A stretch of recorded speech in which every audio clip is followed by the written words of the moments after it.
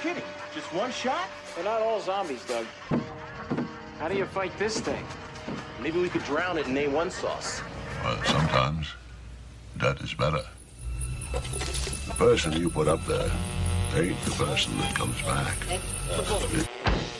It's a dance song to get down with. About 6 feet under. Get there. Ooh, I love this song.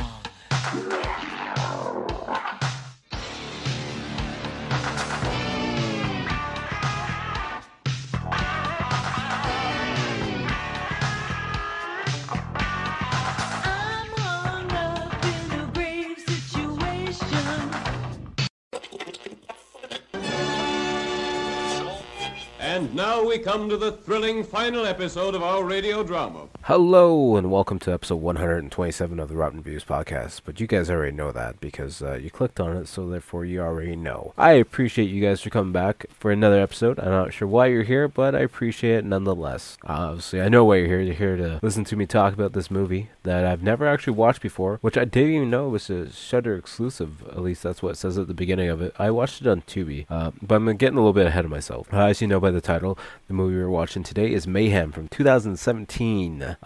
It's starring Steven Yeun. I think that's the last name, or like the proper way to pronounce his last name. Hopefully I didn't just butcher that, but he's probably well known for, you know, being Glenn in the Walking Dead series. It's been a while since I watched Walking Dead. I know I stopped just before he got killed off, so spoilers if you guys haven't seen that. Yeah, I've already said it, so oh well.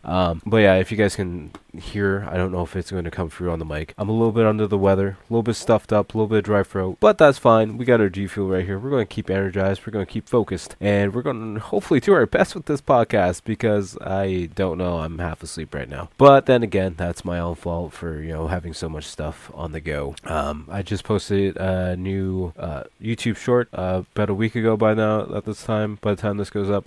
It's a Toxic Crusaders cartoon piece, but it's also based on the toy line. It's me recreating the original box art with the toy still in it and trying to do like the plastic around it and whatnot. It was just an attempt. This one was fully marker, like done with marker in hand. I think the next one I might break out the tablet and start doing some stuff on the tablet, because maybe what I might do is do like some stickers and maybe even put it on like a t-shirt or something. I don't know, we'll see. But I do want to do a whole series of that, either like the Toxic Crusader stuff, maybe some Street Sharks, some Ninja Turtles, all older school things, and maybe even make up my own packaging for various toys or make my own characters for the universe and whatnot. But we'll see how it goes. That's just one of my many thoughts and plans I have for the future. And you know, I gotta stop coming up with ideas because I am not gonna have the time to do any of them. But we'll see how it goes, because that's the best thing we could do. We could just hope for the best and go from there. But before we get into the movie, I want to say thank you to everyone who's been listening. Thank you for all the views on the Men in Black episode, which is actually doing a lot better than I thought it would be. So I appreciate that. And actually the last few episodes have been doing really well. So I appreciate that. They're almost getting up there to be the top listened episode that I've done this whole time, which is crazy to think of. I know episode 1, Maximum Overdrive, was there for a while, which I don't know how well I did on that. I might revisit that sometime and do like a redux on a couple of the older episodes, but who knows, we'll see. I got a lot of movies. I know when I first started this podcast, I'm like going all over the place because I'm just kind of tired and crazy right now. But I know there's a lot of movies I want to do, and when I first started this out, I planned it on being like just a full horror podcast, but I don't want to just stick to the horror movies. I want to stick to like the sci-fi, horror, action comedies, maybe a couple of animated movies and stuff, and I still have all the mini episodes planned. I just gigging on a schedule with everything else is just I gotta figure everything out, because I am doing a full gameplay video every Wednesday, so I don't want to really have a podcast episode at the same day, because you guys probably don't want to like listen to me that much. But at the same time, I don't know. We'll have to wait and see. But then again, I don't know if my podcast listeners are my YouTube viewers at the same time, so maybe it doesn't even matter. Maybe I can do both at the same time. I just want to try and get everything spaced out properly so it all makes sense and it's not too much all at once. Yeah, we'll see how it goes. And like I said, I just want to say thank you to everyone who's been listening and sharing the podcast. It means a lot to me. It really does. But you know what? We're going to get right into the movie for tonight. And yeah, we're watching Mayhem from 2017. It's got a 6.4 out of 10 by IMDb, at 84% on Rotten Tomatoes, and at 3.2 out of 5, not out of 10, on Letterboxd. 84% of Google users like this movie. Derek Cho, who is Steven, is having a really bad day after being unjustly fired from his job. He discovers the law firm's building is under quarantine for mysterious and dangerous virus. Chaos erupts throughout the office as the victims of this disease begin acting out their wildest impulses. Joining forces with a former client who has a grudge of her own, Derek savagely fights tooth and nail to get the executives on the top floor and settle the score once and for all. Release date was November 10th, 2017. It's directed by Joe Lynch. Of course, some of you guys might know a few things that he's done, just saying. I know for me personally, I know he's podcast co-host with Adam Green. Why did I screw that up? Oh wow, I'm so tired. But yeah, he's co-host with Adam Green, the director and creator of Hatchet. He's done voices in Serious Sam. He's was part of the Holstein TV series. He directed Knights of Badassdom. He's also was part of the Chillerama movie. Really goddamn weird. But we're just gonna avoid that and go on with the next part of this conversation. Apparently, it had a box office, or no, it had a budget of $2.5 million, which probably went all to the special effects and all the blood and gore, because I guess there's not really a super lot of special effects. There's bruising and whatnot, and there's a dead body or two or a couple, so yeah, that probably be all of it, to be honest with you. And apparently the tagline is hostile work environment. It's an action comedy horror thriller movie is what they call it. There's a goof apparently when Steven Yeun and Samara Weaving's characters gain entry into the Reaper's office. You see a nail already lodged in his desk, so that means that shot was done before the other shot, because later on she uses the nail gun, so therefore the nail shouldn't actually be seen yet, but it is what it is. Apparently there's a little bit of trivia too. Melina, Samara Weaving's character, she takes off her top, she has a metal shirt underneath, which is the death metal band Black Dahlia Murder, and apparently the album that's based off of is actually one directed by Joe Lynch, who's also a fan of heavy metal, so he probably had a lot to do with bringing in that part of the character. Well, it's his movie, so of course he did. What am I talking about? You know what, we're just gonna stop talking nonsense and just get right into the movie. And now, preview time.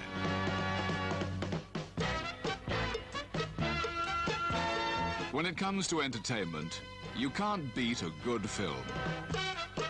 So let's take a look at what's coming your way.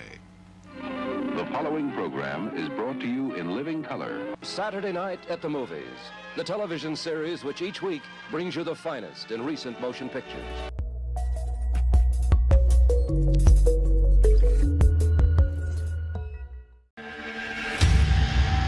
We're witnessing a model citizen here, transformed into a brutal, bloodthirsty, killing machine! Welcome to the home of Towers & Smythe Consulting. TSC is a firm fueled by greed, duplicity, and moral decay. I'm gonna need some scouts! What the hell are you doing? Firing you. I'm not leaving this building until I plead my case. Sure. Good luck with that.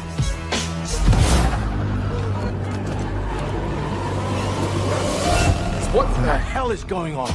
Say hello to the ID7 virus. Stress hormone levels rise, causing inhibitions to drop and basic instincts to rise to the surface. All traces of the virus should be eliminated in approximately 8 hours. What are we supposed to do for the next 8 hours? Try to remain calm. Hey, extreme measures, right? This is our shot. I'm offering 150 grand for Joe's head. We're talking about murder here. You should be offering at least 450. Him? Yup. You want to do this the hard way? You're enjoying this, aren't you? I just kicked his ass!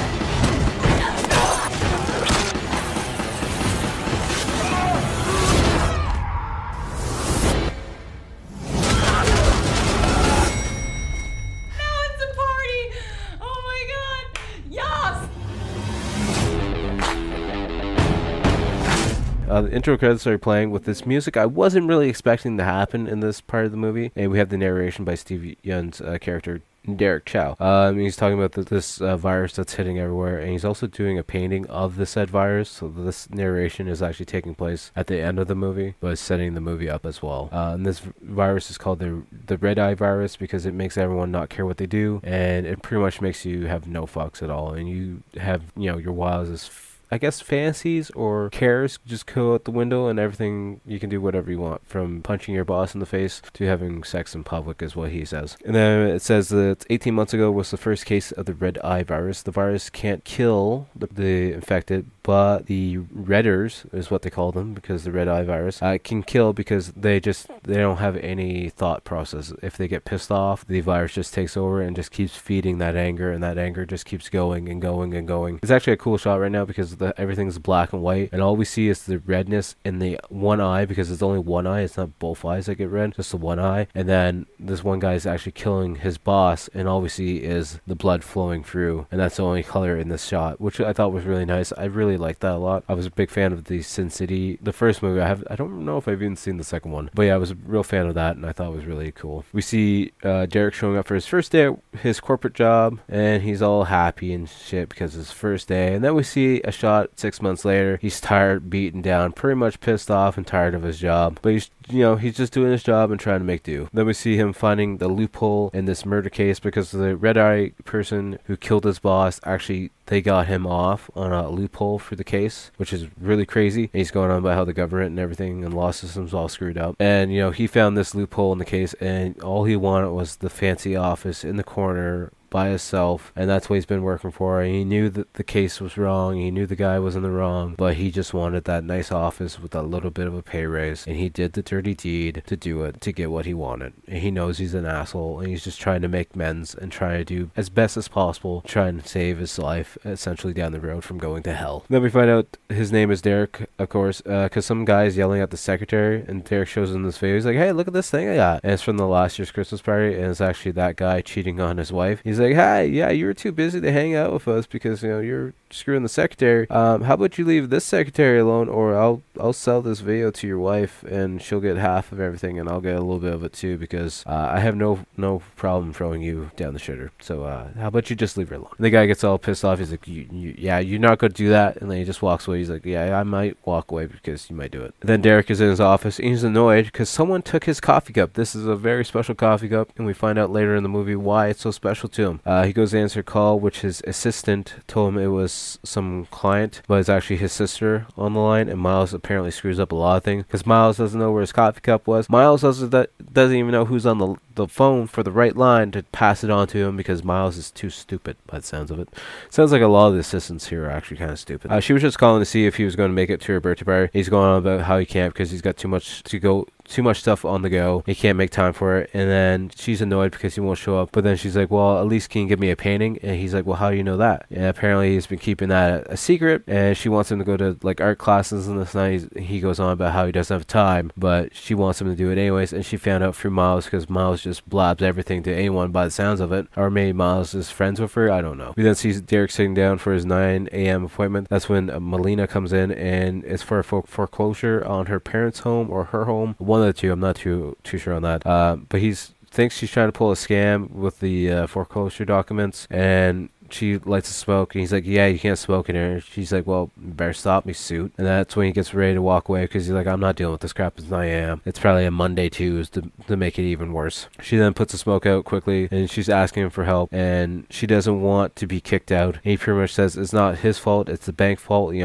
I'm just the middleman, just doing the paperwork. I have nothing else to do about it. But then she wants to talk to the main person on the case, and apparently it's the vixen, I think, is the girl that's the main person on the case. And no, it's not the vixen. It's another bitchy head up lady. But yeah, then we cut and see her leaving conference area, pissed off, getting escorted out. And then I think there's like a water tea kettle or something on the table, and we zoom in on that. We see the virus actually working its way through the water, and it's going to slowly infect everyone because everyone's slowly going to start getting sick and sicker and sicker and sicker. And it's essentially COVID, but not COVID because it doesn't attack your lungs. It just makes you really freaking angry. So you probably can relate. Then this random girl comes in and saying Derek is in shit because she heard from the up that someone is saying he's in deep shit over that case, and apparently he had nothing to do with the case. So now he feels like his name's being implanted on other files, and he's being set up to take the fall for someone else, which would probably the douchey guy who's threatening the secretary early on, because that just seems like a kind of thing he would do. And then in the office we see a bunch of people like sneezing and rubbing their eyes and whatnot. We can definitely tell they're slowly getting sicker and sicker, like I said, essentially COVID. Again, I won't mention that again. I might. Who knows? Then we see Derek going up to the 8th floor to see someone he calls the Siren, because she sounds like a real lovely person. I mean, bitch.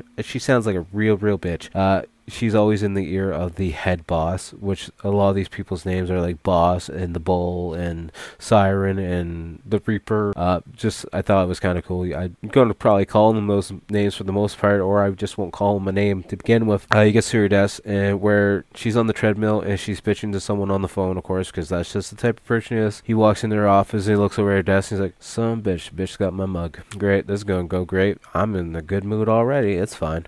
He's like, "Where'd you get the mug?" "I don't know, my secretary," and call in the secretary. Secretary's like, from the kitchen." It's like, "Why did you grab that one?" "Because it was clean." "Why do you think it was clean?" "Because the maid cleaned it." "No, I cleaned it, bitch, because it's my mug. Put my mug back." And then the Siren comes over and actually grabs the mug and starts drinking out because she's a straight up bitch. No sorry, here's your mug back. No, nothing like that. "I'm sorry, it means something to you." It's just, "Oh, no, it's mine now. You're not having it anymore." And then he mentions how the blood of the case is on her hands and it's not on his hands. And we find out he's being set up because someone changed the paperwork and planted his files into the case, which he has nothing to do with, and he's never had anything to do with it. Then we see them in the elevator together going up to the head boss's area, and apparently she's the only one with a special clearance card to get up there because it's blocked off from everyone else because apparently the boss doesn't want to have anything to do with his workers by the sounds of it. And they're both using mommy and daddy insults towards one another in the elevator, which I thought was kind of weird. I'm not sure what's up with that, but I don't know. It is what it is. They get to the boss's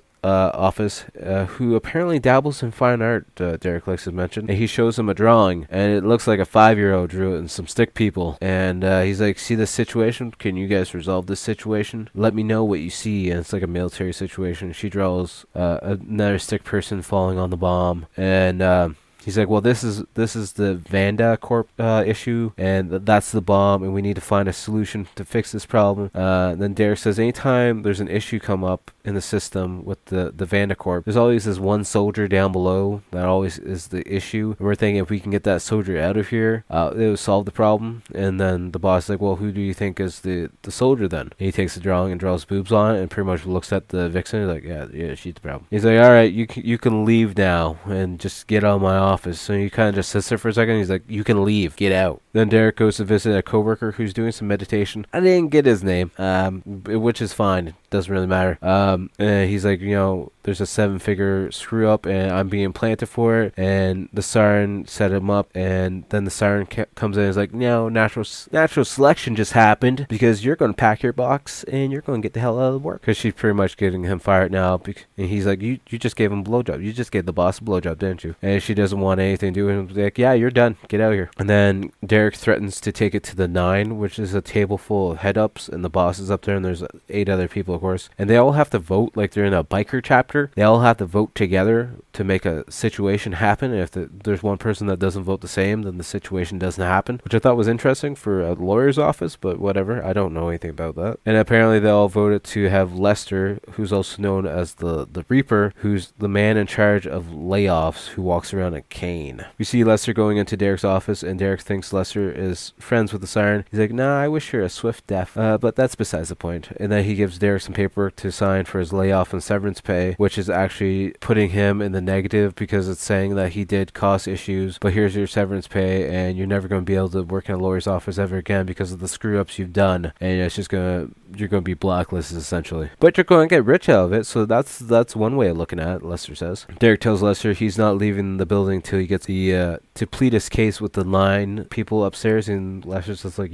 no normal worker gets to talk to the 9. That just doesn't happen. And then we see shots of a SWAT team showing up to the office building, and then they are followed by the CDC taping off the building. And then we see Derek being taken to the front door to be escorted out by security as he's carrying his one box of things, and of course the building is now on lockdown. Then we see the boss talking to one of the CDC main workers via the office upstairs, and apparently they have a bug or something inside the building, so they knew the red eye virus was affecting people, so that's how they already had the head start. But apparently they have this thing going through the vent system now, and within 8 hours everyone will be cured and be able to leave. You just gotta try and stay calm and not get pissed off, because if you get pissed off, the virus is going to take over and there's probably going to be some dead people. And then the jerk face guy that was bugging the secretary comes over and knocks Derek down to the ground, and Derek wakes up angry and he stabs him in the foot with, I think, with some scissors or a knife or maybe a pen, I could be wrong, and then he punches him and knocks him down to the ground. And then I'm pretty sure he punches someone else in the face as well and just, gets all happy about it. He's like, I feel great. The guy you went to talk to earlier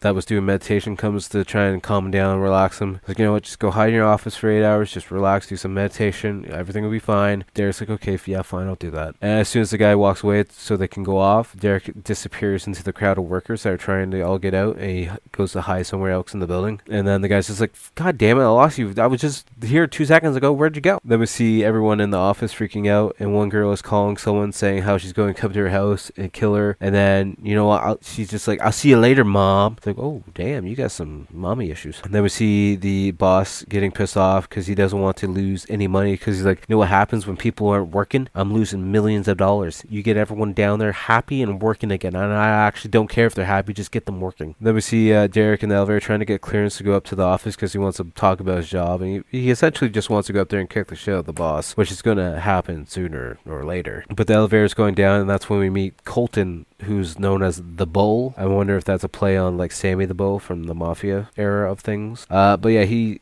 pretty much throws Derek to the ground and starts beating him up. He takes Derek's phone and actually calls the boss and puts him on speakerphone. And as the Bull's beating up and hit him, he's like, I'm not happy right now. I don't hear him crying. You gotta make him crying. You know actually what's gonna make me happy? If I hear some bones breaking, maybe the femur or something. Let's just break some bones. That'll make me happy. And then the meditation guy literally comes out of the elevator and starts attacking the Bull and the other security guys is there. And then I think the Bull headbutts him and he falls backwards into a piece of wood that has a giant spike coming out of it, just randomly standing up against a wall, which could stab anyone if, you're around. Clearly work safety in this lawyer's office is not really a big priority in the basement at all, which is fine, I guess. It is what it is. And then the boss is like, what's going on? Because someone please tell me what's going on, because he hears the commotion and everything. And then he hears Derek yelling the guy's name, and he's like, what just happened? And Bull's like, he's dead. He's definitely dead. Yeah, he's dead. And the boss is just annoyed because he's like, he was a good worker. I'm going to miss all these hours, and I'm going to have to find someone to replace him, and that's just going to cost me even more headaches. And then we see Derek waking up to Melina walking around listening to some heavy metal music, and they both start spitting at each other, and then she tackles him to the ground, starts smacking him in the face, and they're both wondering why they're both in the basement. He's like, well, I got fired and they put me down here, and she's all pissed off because they put her down there too because she's not really a worker or anything, and they won't want her up top and whatnot. And of course it's Melina, the girl from the meeting earlier on that he couldn't help out for the foreclosure.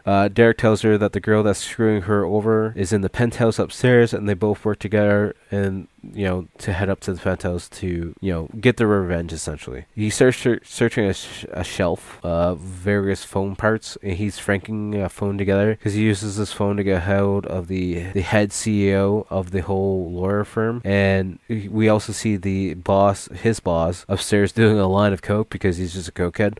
Then we see them all on the phone together. The boss and the CEO are doing a video conference, and Derek's just on the other line on the phone. And Frank, the CEO, isn't very happy with what Derek's been telling him because he's pretty much throwing the other boss, to the wolves essentially. Then the call gets dropped because Frank is ripping up Derek's last invoice and pretty much saying, you know what, I'm done with you. I'm done dealing with this crap because you're a shitty lawyer and your whole corporation sucks, and I'm just done dealing with this shit because Derek let them know all the issues that are around this lawyer industry that they're running. So then the boss is pissed off. He's like, you know what, I want you guys to go down there and I want you to pretty much chop off his head and bring his head up here because I want him dead. The security guards go down and they see the girl Melina on the phone, and she's pretending to order some pizzas, and she looks at them and she's like, you want anything? And then Derek comes behind them and literally beats the crap out of him and kills him. And she's like, God damn, what did they fuck your girlfriend too? Like, what the hell is all this about? And it's just the virus taking over him and just his anger from working in this building for so long, just getting the best of him. Then they get the keys and we see them grabbing various tools and other items, and they're getting ready to go to war. And Melina even grabs a nail gun, which is terrifying because that would hurt a lot. They plan on going after Lester first because he's got a level 2 key card, and then they want to go after Vixen because she's got the level 3 key card, and then after that it's the final boss fight. We see a montage of Lester drinking tea, and then he's cutting his bonsai tree, and there's heavy metal music playing. It just keeps cutting back and forth because the virus is slowly taking over him, and every time he's cutting the bonsai tree, like, the anger just comes through and he's just destroying this bonsai tree essentially. And then we see Lester leaving his office, and of course Melina and Derek are just making their way to his office, and she starts shooting nails at him, and he gets behind, or no, he blocks it with his cane first, which I thought was really fucking crazy. I'm like, oh, Lester's gonna be a real badass. And then he barricades himself in his office like a bitch, and then his security guard comes up and tases her in the back and drops her to the ground. She's pretty much done for the moment. And then Derek takes out one of the guards, and he's hiding in the office stalls from the other guard. Then Lester comes out of the room, and he sees the girl on the ground still shaking from the taser, so he like rams his cane on her wrist, and then he starts kicking her. He's going on about how he's all about gender equality and whatnot, and then she kicks the nail gun to Derek, and he starts shooting a couple times, but Lester hides in the office again, and the nails go right into the door and just barely miss his head. And then he comes over and kicks the door down and demands his key card, and then he's like, well, you're going after the wrong person. I'm just the messenger, so how about you don't nail gun the messenger? It's the firm you want, it's not me. You want the people upstairs. I'm just your normal typical worker. Lester puts his key card down on the desk for Derek to grab, and then when Derek goes to grab it, Lester actually takes a pair of scissors and stabs him right in the hand. The scissors go through the desk as well, and then Lester jumps on Melina and starts trying to kill her with the nail gun, to the point where she's reaching in the tool bag that she has and pulls out a grinder and literally just cuts him right open, killing him. We then see them looking at some paperwork, and a guy runs by saying, fuck you, cool, you're cool, fuck you though. And I think he might have been naked at the point in time when he runs by, but I wasn't really sure. It went by really pretty quickly, to be honest with you. And that's when Melina's then recording a video of Derek who's talking to the boss, and he's going on about the Reed case that happened at the beginning of the movie where the guy got off for murder because he was infected, and he's putting everything in perspective for the boss, pretty much saying, you know, this bullshit that this happened. And then we see it ending with like Lester's body over a chair, and then they set it on fire. Then the boss calls the siren to warn her about what's going on, and he tells her she needs to do anything to keep the people above her safe. And that's when she starts telling them to fuck off and getting all pissed off. He's like, well, I'll give you some more money, I'll give you this, I'll give you that. And then he mentions about giving her partner, and she's like, okay, fine, I'll take that one, you got me now. And the one thing she has to do is not give up the key card or throw them under the bus, essentially. So she calls in her assistant, and she's like, you know, I was gonna throw it out the window to get rid of it, but how about you just hide the key card somewhere safe and don't let me know where it is, because I don't want to know where it is. Then we see Derek and Melina going on about their favorite bands, and she lists off a bunch of heavy metal bands, and then for some reason he lists off Dave Matthews Band, and she starts making fun of him. He's like, they're really good, you just gotta see them live. Once we get out of here, we'll go see them live, it's fine, just trust me, okay? And then we see the boss and the 9 at the table talking to CDC, and he's doing another line of coke, and she's like, what are you doing? Like, don't worry about me, it's just, I'm fine, just leave me alone. And then he breaks the TV because he's pissed off because he doesn't want to be stuck in the building anymore. He doesn't want to lose any money. He wants everything to be resolved. And that's when he's like, you know what, I'm putting a bounty on Derek's head, just somebody kill him, please. We see them going to make their move because they are now down to 4 hours left until the virus is cured, and they're walking on the floor where the siren is staring them down. And as Derek and Melina walk closer, the siren walks closer from her side, and then she actually has a group of people with her as well. And then we have like this Western standoff in the office, and then the phone rings, so the secretary goes over and picks it up and puts it on speakerphone. It's actually a therapist from the CDC calling from outside. He wants to know how Derek's feeling because he's really worried about Derek, and he's like, you know what, I want to I want to fuck, and I want to cause some property damage. And aside from that, I feel great, to be honest with you. He says, well, you just need to sit down. Let's take it easy, and let's just relax and talk about our feelings. He's like, okay, I'll do it. Oh, fine, I'll do it. He gives an iPod to Melina and looks at the iPod dog. He's like, go put song number 3 on. She's like, it better not be Dave Matthews, I swear to God. And then Derek gives a warning as he's talking to the lawyers and everything and the therapist. In the background, he's talking about how the virus is taking over, and Derek needs to come warning, saying, this is your last warning. Things might change right now, but you're able to leave right now, and you'll have no damage cost. But if you stay here, I am going to cause bodily harm, and I'm not going to be responsible for what happens to you. And then the fight begins, and we see like hammers going flying, blood going flying, and then we see Derek and Melina just standing after the smoke has gone, because they use a fire extinguisher at one point to beat people up, and then they spray it. And then the therapist is still on the phone. He's like, hello? Is anybody there? Everybody okay? Is anybody there? Like, can somebody say something, please? Hello? They go into the siren's office and ask her for the card, and she wants to make a deal for a truce, and he tells her to fuck off, and then she throws his mug as being a bitch move and smashes his mug, and he's like, oh, motherfucker, I'm going to kill you right now. And then she calls for the assistant to bring in the key card to try and work out the deal, and she brings in the key card, and he's like, well, that's not going to do me any good. That's just burnt plastic. And she looks down at it, she's like, oh, so it is. And she asks what happened. She's like, well, the head up knew you're going to screw up, so they gave me a raise if I put the card in the microwave, so now I don't have to listen to you at all. And then they start fighting each other, and we hear some blood gurgling, because I'm pretty sure the assistant stabs her in the neck. And then we find out, everything's destroyed. And then Derek sends a video to his boss, and the video is of the Vixen dead on her treadmill with blood squirting all over the wall. And then they also cut out her tongue, and they're like, yeah, she's not gonna talk anymore either. Of course not, she's dead. And then we see why Derek liked the mug so much, because he got his first day from his sister, and it was like a gift for starting a new job and starting what she thought was going to be his new happy life. Then he asked to look over the foreclosure paper, and that's when we find out he can actually help her, because she's in luck, because I guess it's some bad paperwork, and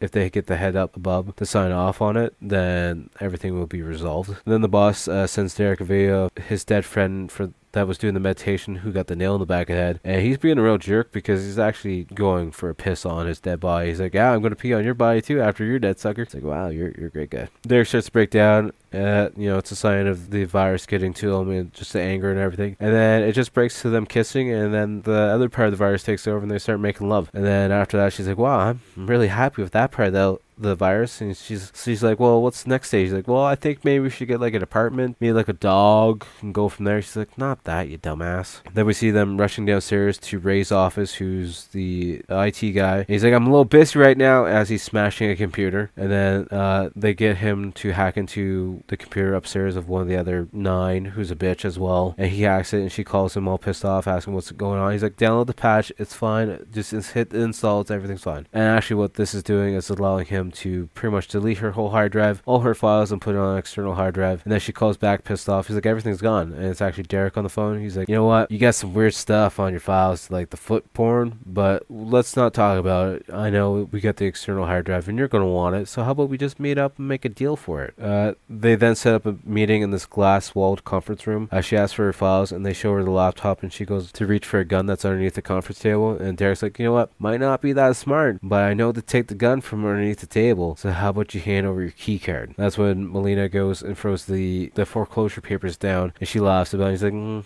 yeah, I could do something about this, but I'm not going to, so maybe you should take them upstairs and have them sign off on it. And that's when Melina gets pissed off and breaks the laptop, and she asks for a minute alone with her, and that's when Derek goes to leave the room, and Bull's actually there and attacks him, and then the 2 girls start fighting as well. And then Bull pushes Derek into like this daycare room, and then he takes a gun and shoots all the ammo and stuff down. He's like, bullets are for pussies or something like that. And he pulls out brass knuckles and starts fighting with them. And then Bull grabs pepper spray and goes to spray Derek, but he sprays him right in the mouth, which is probably even worse than the eyes. But then Derek spits it back into Bull's face, and then he grabs a screwdriver and gets him right in the temple. Derek then, after drinking a lot of water, walks into the conference room. He's like, you know what, I'm fucking done. Just give me the key card and the access code, or you're dead. And then she's like, you know what, I'll give you them, but I want her. She wants Melina and trade. So Derek, is counting down the 5, 5, 4, 3, 2, 1, or Melina's going to hit her with the hammer. And as soon as he gets down to 2, then he clocks Melina, and then we see her, waking up, being angry, nonetheless, less, as she's getting tied to a chair, and he's doing it to get the access codes, but it's also another plan set up, because Derek and the lady go to the elevator, and she's smiling, she's like, don't do anything stupid, because the access code's only good for one time. He gets in the elevator to go upstairs, and he's just smiling, and he shows her bolts in his hand. She's looking all confused, because she's not going in the elevator as well, and that's when Melina comes around the corner, smiling, I think with a hammer in her hand, and as the elevator is going up, we just hear her dying outside. And then we see Derek going up in the elevator, and he's hearing his boss's voice in his head, and it's just making him even angrier as the elevator is going up, and he's getting crazier and crazier as each moment goes by. He makes it into the office, and everyone's hiding at the one end of the desk, and the boss gives him surrender paperwork. It's essentially, two girls walk down to his end of the desk and go on about the benefits. If they surrender, make a truce, Derek will get better pay, he'll get all these other benefits. And one girl offers him a blowjob, and the other girl's like, I'll even help. And he's like, you know what, I'm not doing that. And so the one girl tries to stab him with a bottle that she just broke, but she actually stabs the other girl in the face. And then Derek, before that, he shuts the binder, of course, as well, and pretty much tells him, you're going to die, essentially. I'm not going to do your deal with you. And then the boss also does a giant line of coke, and he has a golf club. And then Derek pulls out his pipe wrench. He's like, mine's bigger. He's like, okay, well, I'd still rather have the pipe wrench, because that's probably going to do more damage. But that's besides the point. Then the boss blinds him. I think he might have threw some coke in his eyes. I'm not really too sure. But then he starts choking him with the golf club on top of the conference table. And then he asks for a new iron, and the guy's not giving him the right iron. So that gives Derek enough time, I think, to put brass knuckles on. They stole from Bull, and he starts clocking him, and then he has him at one point pushed up against his railing that's leading all the way downstairs, and he's yelling at the other 8, I should say, and he wants them to make a vote, and all the other people that work with him actually voted for Derek to kill the boss. And then the boss says he's a pussy, and he's going to piss on his corpse as well, because he says Derek doesn't have what it takes to actually kill someone. And Derek clocks him, and we just see the boss flying over the railing and falling all the way down the 8 or 10 floors, or whatever, how many floors there are. And then Derek goes into the conference office and has a talk with the other 8 members that are left, and he says, I think I deserve my job back, to be honest with you guys. What do you guys think? And they do a vote, of course, and they give him his job back. And then we cut to see Derek in an art class working on a painting, and he's talking about how he didn't have a job. He realized the job had him. The job was holding him back, and he was putting everything into the job and not really getting anything back, no respect or whatnot from the job, which I think has a really big meaning in the movie, and just puts perspective on a lot of things in life, if you think about it, essentially. And then the 8 have actually offered Derek, we find out, his boss's job, and he's like, you know what, I'm going to take the job. He signs the paperwork to take the headshot title of the lawyer office. And we also see Melina's in the art class with him as this narration's going over, and we're cutting back and forth. And he's like, you know what, I just decided to take the job just long enough to do a good deed. And that's when he signs off on the foreclosure paper for Melina. And then after that's done, he hands that paperwork in. He's like, you know what, I quit. And then he's done with the job. And he ends it by saying, you need to take control of your life, because you only got one life. And if you don't wait, or if you wait too long to take over your life, it's going to be too fucking late, and you're going to have nothing left to live for. And just take control of your life now, and just live the happiest life that you can. And then the movie ends, and that's it. I actually really enjoyed this movie. I thought it was really good, and I'll definitely watch it again at some point. I like Steven Yeun a lot, and I think he's a really good actor, and I just thought the movie played out really well, and it's got really deep meaning that I think I understand very well from various things in the past. And you just gotta live your life and do what makes you happy. You can't just sit around 9 to 5 making money that doesn't make you happy, because then what are you living for, right? I think that's something a lot of people gotta realize and understand with going through life, and hopefully everyone figures it out and you all live your happiest life. That's why I do lots of artwork. It makes me happy. That's why I do this. It makes me happy too. That's why I do YouTube. It makes me happy. Things make me happy, okay? Just let's just go with it. But I thought this is gonna be funny, because I'm thinking, what movie am I gonna watch next? And I'm thinking about it a little bit, and then this movie just hits me. I'm jumping ahead of things, though. I gotta give a rating for this movie that we just watched, which on the Rotten scale of 10, I'm going to give it a 7.5 out of 10, because I enjoyed this movie a lot. So we get back to what I was just talking about, because I'm jumping all over the freaking place, because I am just tired. But I was thinking what movie we're going to watch next, and it just clicked with me, and I thought it was a really good pairing, and I thought this would be a good, double feature, essentially, if we were ever to have like a DVD double feature of like an angry, upset, workplace or employer, I guess. And we're going to watch Falling Down. If you guys haven't watched that movie, I've seen it probably like 3 times. It's from 1993. It's an action crime movie for an hour and 53 minutes, and it's starring Michael Douglas, who's a worker who's just, he's tired. He's having a really bad day. It's probably a Monday. Let's be honest with you. It's probably a Monday, and he's just tired of everyone's crap, and he takes it the same way that Derek does in this movie, but he does have a virus. He's just pissed off. He's just literally pissed off. But yeah, we'll be watching that movie next, and I thought just a nice little come around, I guess, double feature with, or whatnot. But as always, thank you guys for listening this far. I appreciate it all, and I appreciate everything you guys been doing. If you guys want to keep in touch, find me on all social medias at Typhonstein. Facebook, Twitter, Instagram, YouTube being the big thing, like I've been saying. We got the weekly video coming out, gameplay video. We got podcast videos going up on there as well, and we got a ton of shorts going up there as well.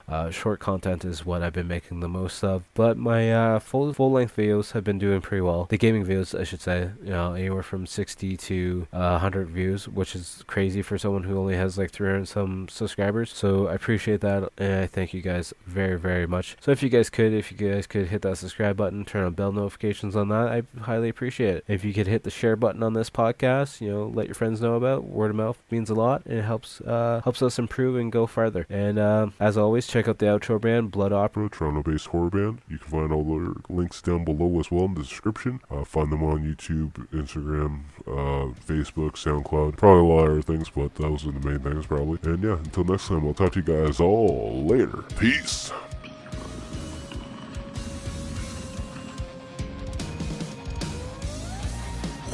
Whisper in the classroom, the writing on the wall.